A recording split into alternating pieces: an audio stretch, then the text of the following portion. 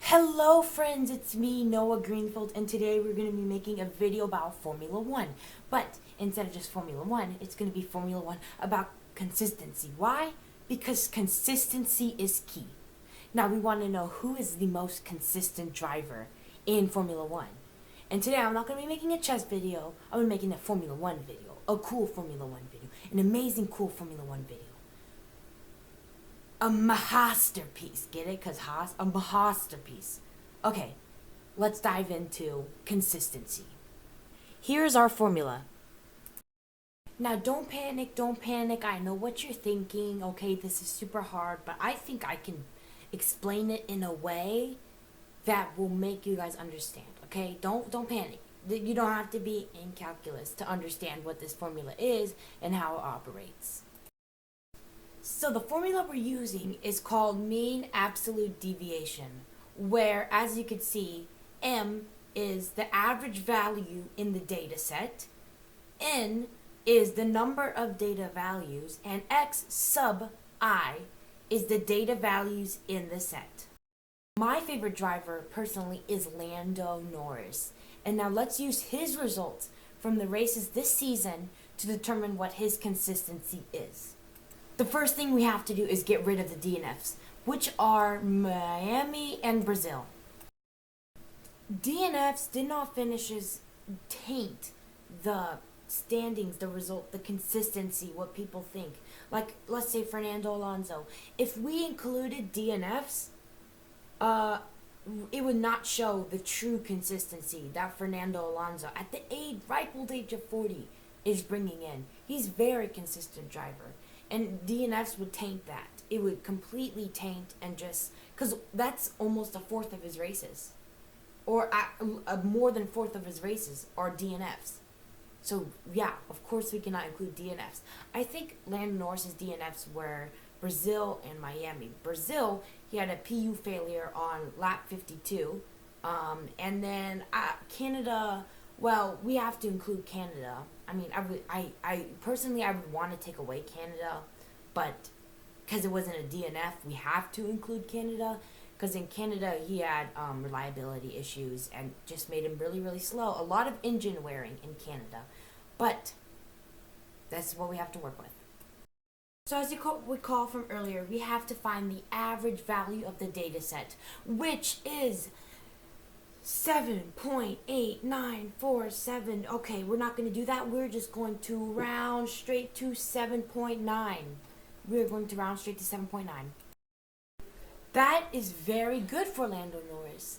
The fact that he usually gets an average finishing position of 7.9 in all his finishing races. Not his non-finishers, his finishing. Now we just sub in M for the average, which is 7.9, and then the first data set, which is Bahrain, when he got 15th place, so 15 minus 7.9, and then we do Jeddah, which he got 7th, subtract 7.9, and then again, we have Australia.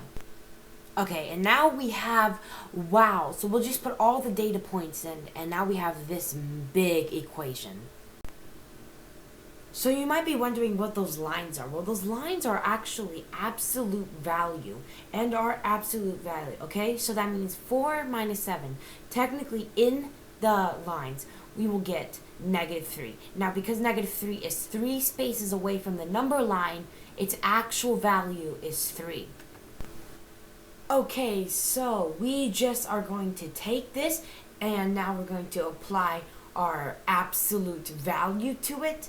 And then we are just going to sum it all up to 45.5 and then translate it to Norris mean absolute deviation and then abbreviate that to Norris mad. Oh no. Okay, so now if you recall, N is the number of data values in the set. And because he had 19 finishes, it's 1 divided by 19 times 45.5, which gives us 2.3947. So now, like all data sets, you really can't define it if you don't compare it. Now, you might be thinking 2.397, oh, that's good, oh, that's bad, but you can't really know yet until you compare it to the other drivers. So we don't necessarily know the other drivers. So that means average Lando Norris can will get somewhere between so 7.9 is an average of 8. Let's just say his average position is 8 because 7.9 is going to be rounded to 8. So that means, and then we just round 2.397 down to 2. And so that means he could finish somewhere between 6th and 10th, with his average being 8th. Okay? That's really good. And then you have your outliers like Canada, which was 15th. And then Singapore, which is 4th. Okay? Yeah. So when we compare this, well, as much as I want to use the Latifi, we can't add Latifi into this data set, because if anything, Latifi's gonna have the highest what's it called, consistency. But consistency is supposed to be a reward, not something like this. So we can't add Latifi, okay? Because Latifi would have the highest consistency, and he has the highest consistency for all the wrong reasons, for consistently getting P20. So what we're going to do is just not count the bottom 5 drivers because of how bad they are in the standings. And that's another podium for Mr. Consistency. So you claim to be consistent, George Russell.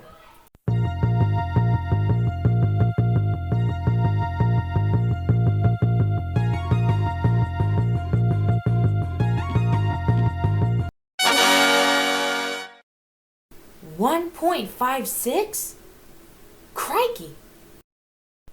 So, as you guys can see right here, George Russell, Bahrain 4, 5, 3, 4, 5, 3, 5, 3, 4, not DNF, we don't count the DNF, 4, 3, 3, 4, all the way from Bahrain to Belgium. George Russell has been consistently scoring between 3 and 5, which is something absurd. That's very cool. That's very, very consistent. Now, Singapore, I realized in the math during it that it really, really, really punished his consistency score. And Japan did not help at all. But all the way from Bahrain to Italy, he has been scoring. It's insanely consistent. Insane. It's insanity. Insanity. Okay, so only 3 times. 4 times he's not scored between 3 and 5. Okay, I just got done processing all the data, and now we are going to be looking at the consistency of all the F1 drivers. In 16th place, we have, drumroll please, with the lowest consistency of the ones we picked, Kevin Magnussen. Now, Kevin Magnussen, not good. He's all over the place. First, he's in 5th in Bahrain, and then he does not have a good time in Hungary, Belgium, where he gets 16, Netherlands 15, Italy 16. That does not help when previously he got 5, 9, and 9 in Bahrain, Saudi Arabia, and Italy, and then he goes all the way from that to going 16, 15. Yeah, it's just up and down, side to side, like a roller coaster. Okay, and then in 15th we have, yes, I expected this dude to be down the list pretty much, Daniel Ricciardo. Now, Daniel Ricciardo, if you're a Daniel Ricciardo fan, is just pain. It's honestly just pain. Pure pain. Pure pain if you're a Daniel Ricciardo fan. He is consistently scoring bad. Now, Daniel Ricciardo is an average finishing position of 11.77. But we have a Hungary, Belgium, and Netherlands, 15, 15, 17. And then we have Singapore 5, Australia 6, which is just, and Mexico 7. So yeah, it's really, really far spread out. Okay, and then now in 14th place, we have Valtteri Bottas, who, in a worse car, still finishes better than Ricciardo.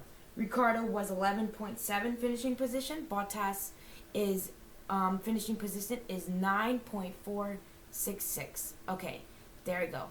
And now let's talk about Bottas for a bit. Okay, Valtteri Bottas. Okay, so Valtteri Bottas, he had a great season start.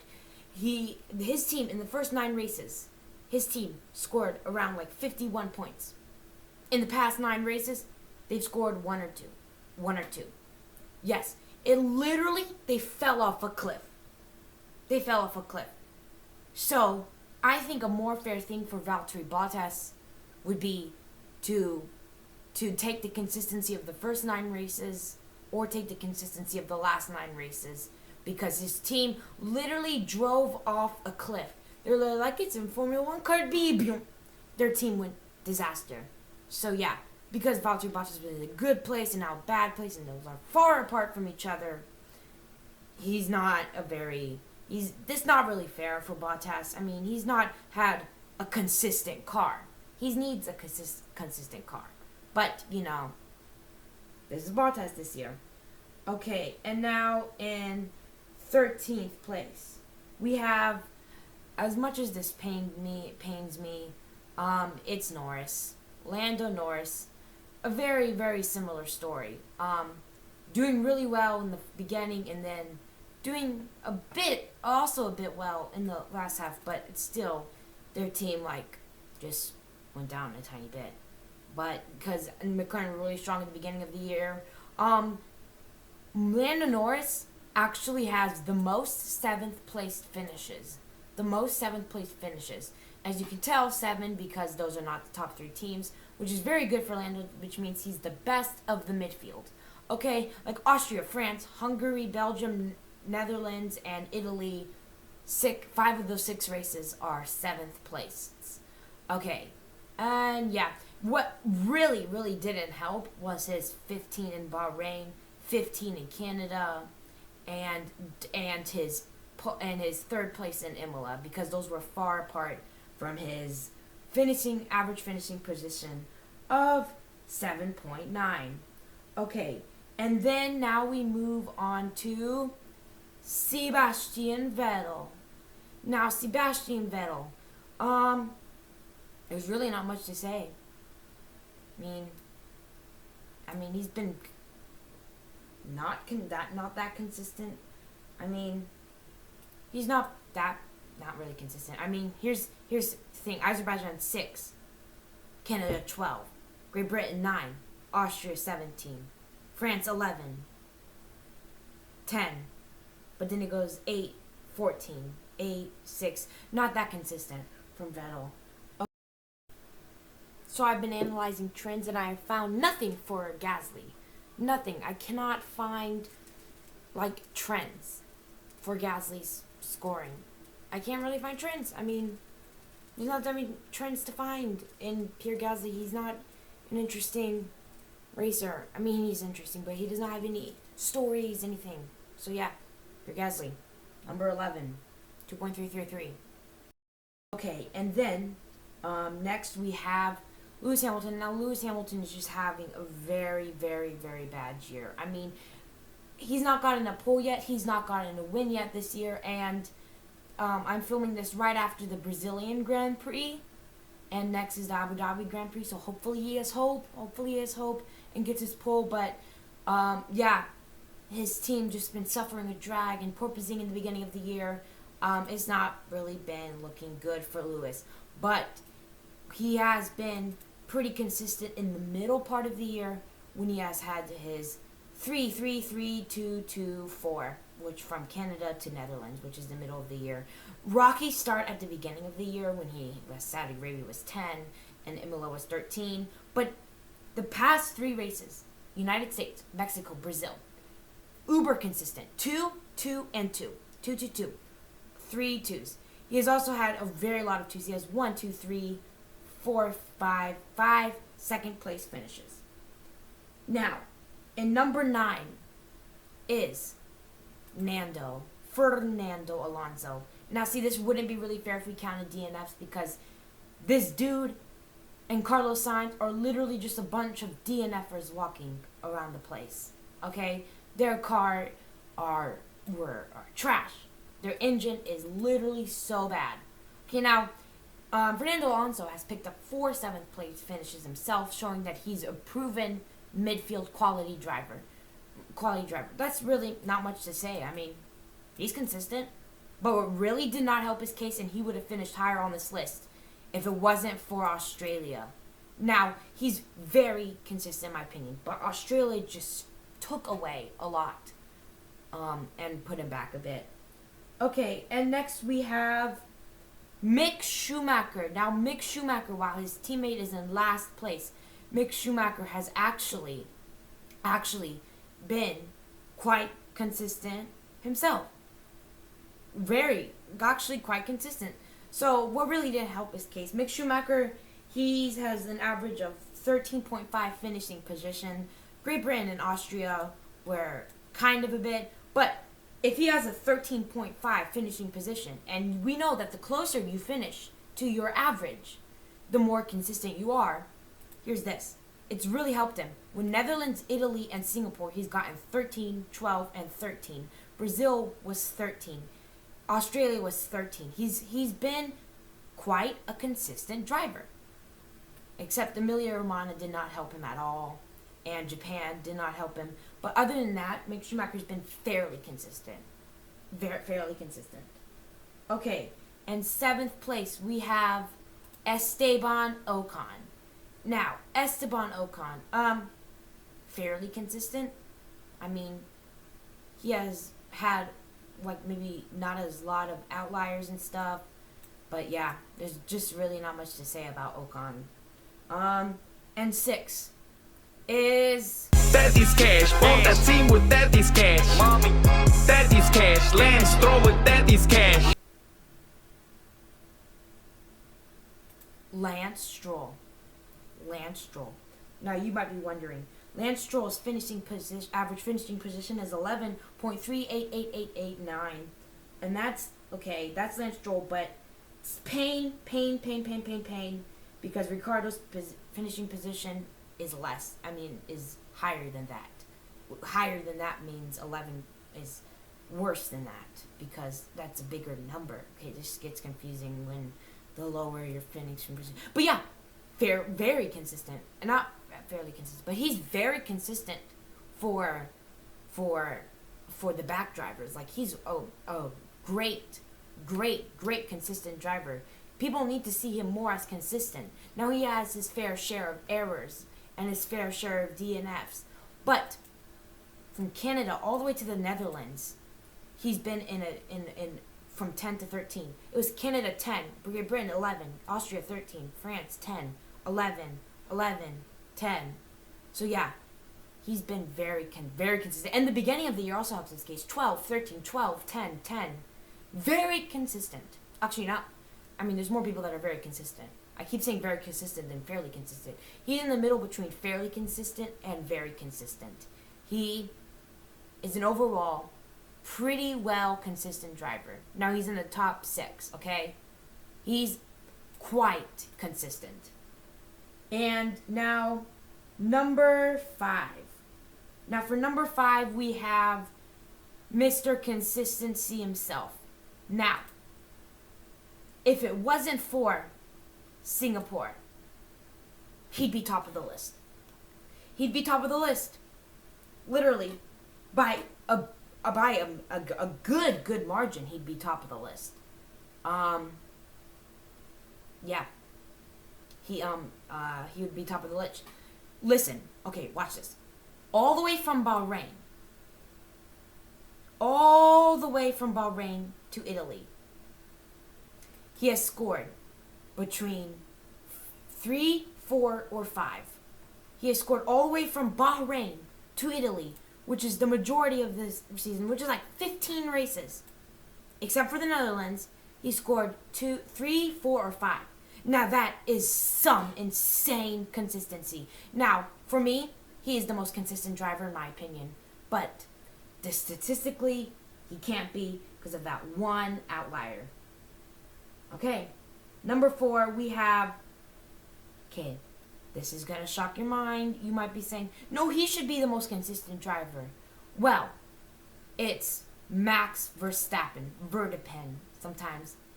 Well, he has his fair share of ones. He's won 15 races, 14 something races. Now that is insane consistency Max Verstappen's had.